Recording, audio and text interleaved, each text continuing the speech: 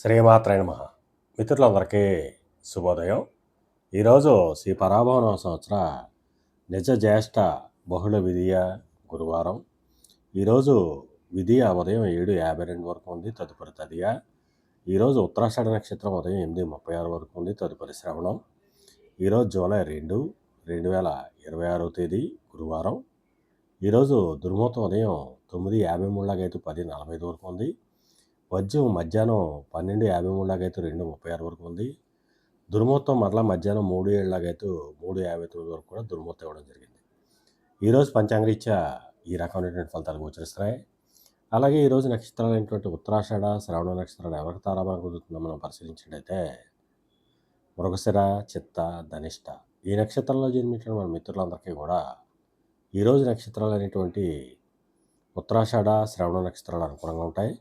అందువలన ఇప్పుడు చెప్పుకున్నటువంటి నక్షత్ర జాతకులందరికీ ఈరోజు శుభకరంగా ఉండే అవకాశం ఉంది.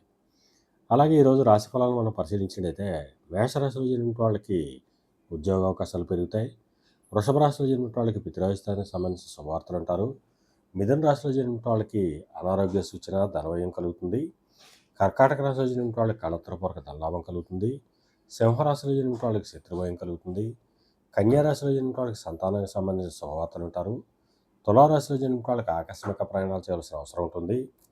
వృశ్చిక రాశిలో జన్మిన వాళ్ళకి పరాక్రమంతో ఆదాయాలు ఏర్పడతాయి. ధనురాశిలో జన్మిన వాళ్ళకి ధనాదాయం వృద్ధి చెందుతుంది. మకర రాశిలో జన్మిన వాళ్ళకి ఆరోగ్యం చేకూరుతుంది. కుంభరాశిలో జన్మిన వాళ్ళకి అనారోగ్య సూచన, ధనవ్యయం, కార్యాటంకాలు ఏర్పడతాయి. మేన రాశిలో జన్మిన వాళ్ళకి చేసేటువంటి వ్యాపారాలు లాభసాటిగా సాగుతాయి.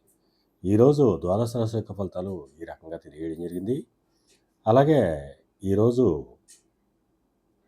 సముద్రయానం చేసిన వాళ్ళకి కానీ, సముద్రోత్పత్తులు క్రయ విక్రయాలు చేసిన వాళ్ళకి కానీ, వస్త్ర వ్యాపారులకు కానీ ఈరోజు మిక్కిలి శుభదాయకంగాను, లాభదాయకంగా అవకాశం ఉంది.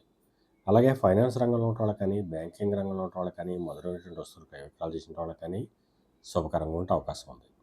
అలాగే ఈరోజు గురువారం, అందువలన ఆ పరమేశ్వరుని శ్రీకృష్ణునితో అభిషేకించినట్లయితే సర్వసభలు కలుగుతాయని చెప్పి శాస్త్రీత్యా తెలియజేయడం జరుగుతుంది. అలాగే మరలా రేపు శుభోదయం కార్యక్రమంలో మరిన్ని విషయాలు తెలుసుకుందాం. అంతవరకు మన మిత్రులందరికీ మరొకసారి శుభోదయం. ఇట్లు మీ పెద్దబాబు సిద్ధాంతి, గొల్లల మామిడాడు.